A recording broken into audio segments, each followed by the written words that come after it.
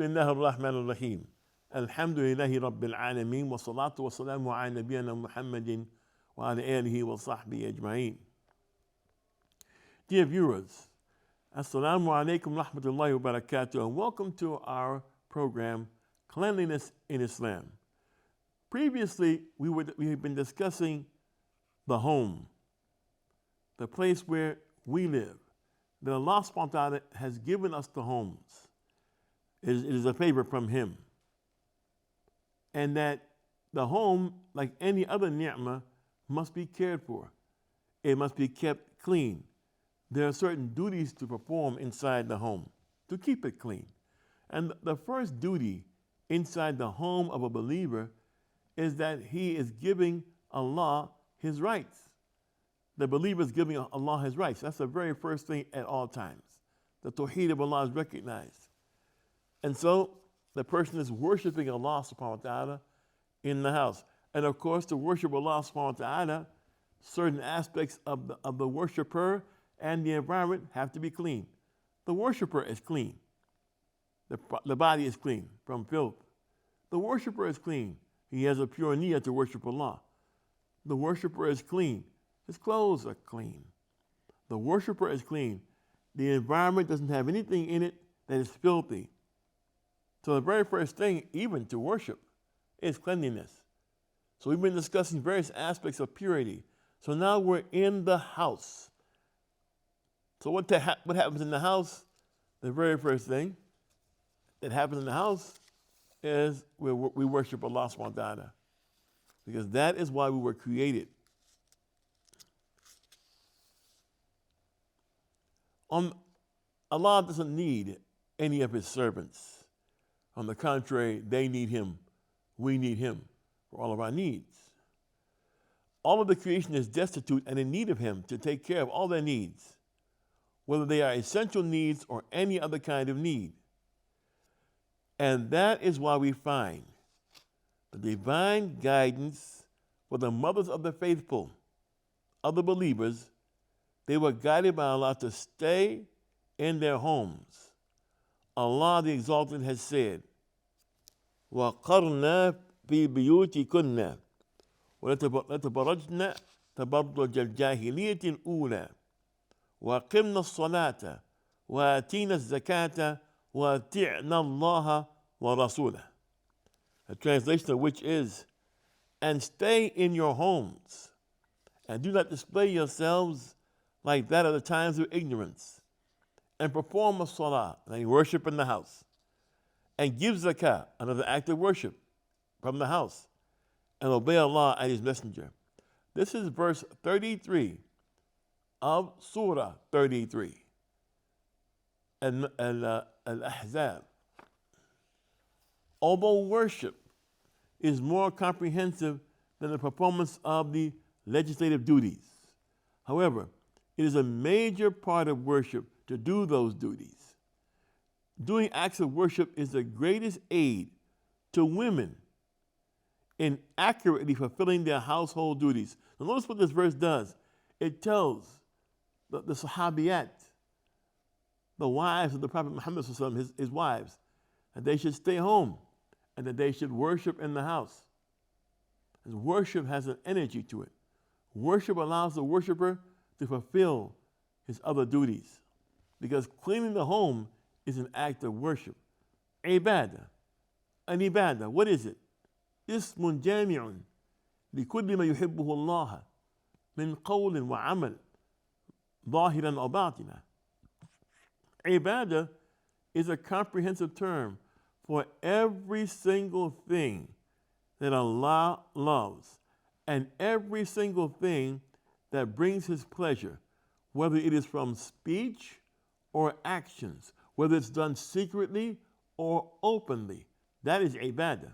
So cleaning the home, keeping it clean, recognizing the blessing of it, is an act of worship that gains reward from Allah subhanahu wa ta'ala. And so doing acts of worship is the greatest aid to women in accurately fulfilling their household duties. And men, if we happen to be in the home, and men. But for the most part, ladies are the ones that bring stability to the home. It is women who bring home stability. وَمِنْ آيَاتِهِ أَنْ خَلَقَ مِنْ أَنفُسِكُمْ أَزْوَاجًا لِتَسْكُنُوا إِلَيْهَا وَجَعَلَ بَيْنَكُمْ الْمَوَدَّةَ وَالرَّحْمَةَ. And from his signs, أَنْ خَلَقَ مِنْ أَنفُسِكُمْ أَزْوَاجًا. He made from you your spouses. لِتَسْكُنُوا إِلَيْهَا. So that you can live in companionship with her, that you can have a stable relationship with her. وَجَعَلَ بَيْنَكُمْ الْمَوَدَّةَ. And Allah placed between you muwaddata, intimacy, وَالرَّحْمَةَ, and mercy. So it's women who bring stability. Women have the stable hand of the house. Doing acts of worship is the greatest aid to women in accurately fulfilling their household duties. The righteous woman is the one who fulfills her role in the proper way, meaning with the right attitude, with the right spirit. Likewise, the basis of a righteous upbringing is through example. A woman doing acts of worship with humility and serenity, peacefully, has a better effect upon those in the house, like the children and others. When a woman perfects her ablution and stands before her Lord with humility and submission, her children will see this and be cultivated upon these good qualities through her examples. There are household duties which are the basis of family life. Among these is cleaning the house, doing the laundry, so the family can have clean clothing. In order for this work to gain its benefits, stability in the home, it is necessary that this work be performed properly, with pleasure of the soul, content that this housework is an act of worship. It isn't slavery. The following is an example from the seerah of the Prophet ﷺ and the biography of the Salaf of this ummah, the first people who were in this ummah, the companions. Imam Ahmed, may Allah have mercy upon him, reported from Ibn A'bad that he said, Ali ibn Abi Talib, radiallahu anhu, may Allah be pleased with him, said to me, shall I narrate something to you about me and Fatima, radiallahu anha? Of course, Fatima was his wife, the daughter of the Messenger of Allah sallallahu alaihi wasallam. She was the daughter of the Messenger of Allah sallallahu alaihi wasallam, and she was the most beloved of his family to him, and she was my wife. She pulled the grinding stone until the effect of the stone was visible on her hands, meaning she had what we call calluses on her hands from doing this stone grinding. This is Fatima, the most beloved daughter of the Prophet ﷺ, and one of the most pious women that was ever created by Allah. She carried water in the water bag until it left a mark on her neck. She cleaned the house until her clothes became dirty. And she kindled fire under the pot until her clothing became stained. Meaning on a regular basis, she did these jobs. She did this work within the house. And this was what happened to her by doing this work. As a result of this, she experienced some harm. A young man or a servant had been given to the Messenger of Allah sallallahu alaihi wasallam. So I said to her, Ali ibn Abi Talib, her husband radiallahu anhu, said to his wife Fatima, go to Allah's Messenger sallallahu alaihi wasallam and ask him for a servant to protect you from the hardship you are in. What hardship would appear to him? The hardship of doing the housework in the house. She went to the Messenger of Allah sallallahu alaihi wasallam and found a servant with him, so she returned without asking him. When she finally had an opportunity to speak to him, he, sallallahu alaihi wasallam, said to her, when she told him what she wanted, when she explained, the most beloved daughter of the Prophet, the most beloved member of his family, she explained to him what she was going through. What did he say to her? He said, ألا أدلكم على ما هو خير لك من خادم إذا أويت إلى فراشك سبحي 33 واحمدي 33 وكبري 34. He said, should I not direct you to that which is better than a servant? He said to her, when you go to bed, say, Subhanallah, 33 times. Alhamdulillah, 33 times. And Allahu Akbar, 34 times. So she left. The Prophet said this to her. She left saying, I am pleased with Allah and His Messenger. She said this 3 times.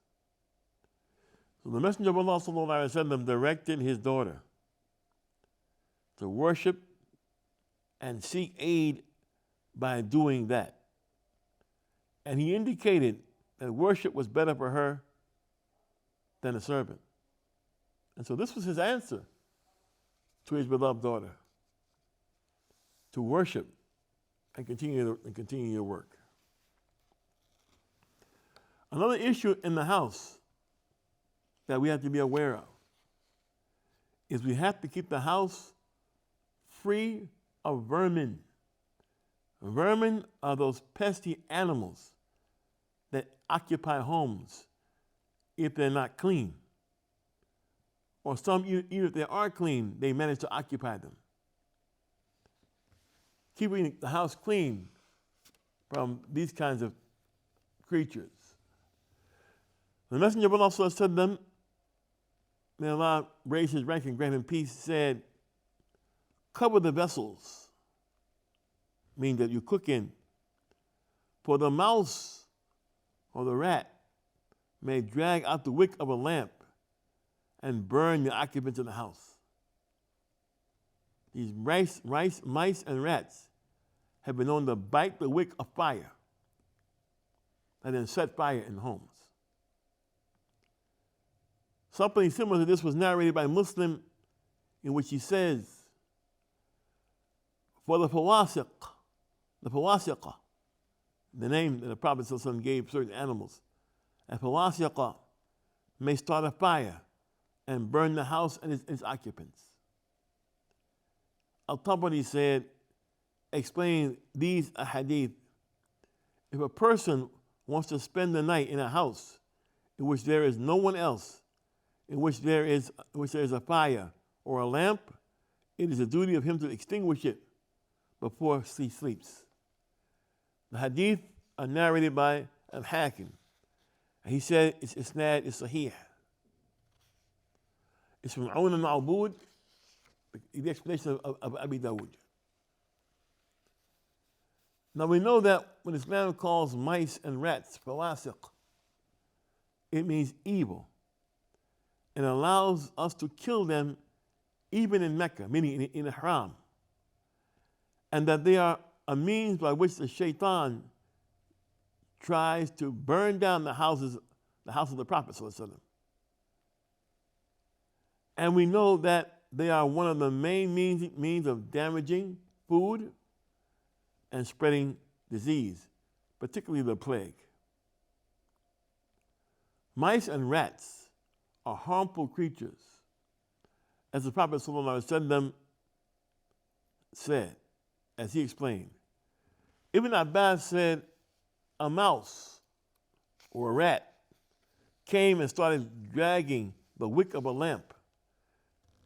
It threw it down in front of the Messenger of Allah ﷺ upon the mat on which he was sitting. And it burned a hole the size of a dirham. He said, when you go to sleep, extinguish your lamps, for the shaitan will tell creatures like this to do something like this so that you will be burnt. Narrated by Abu Dawud, hadith 5,427. The mice or rats that might live in people's houses are among the harmful creatures or vermin, the fawasiqa, which the Prophet ﷺ commanded us to kill in all situations, whether we are in ihram or not.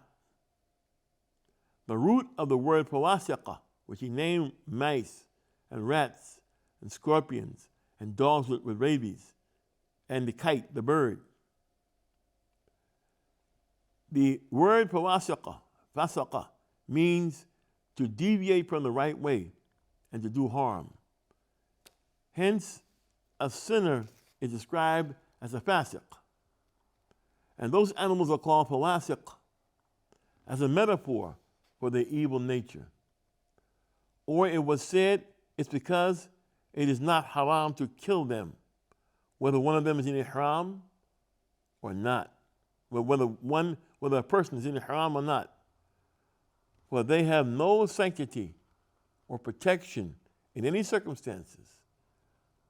At-Tahawi narrated in Ahkam al-Quran with his isnad from Yazid ibn Abu Nu'aym that Yazid asked Abu Sa'id al-Khudri why mice and rats were called a fawasiq. He said the Prophet ﷺ woke up one night and saw that a mouse or rat had taken the wick of the lamp to burn down the house of the Messenger of Allah. May Allah grant him peace and raise his rank. So he got up and killed it and said that it was permissible to kill them whether one is in ihram or not. This was mentioned by Al-Anama Ad-Dumayri. More about this topic in our next episode. I'm Talib Abdullah for the Sharjah Broadcasting Authority. Thank you for the privilege of your time. Assalamu alaikum rahmatullahi wa barakatuh.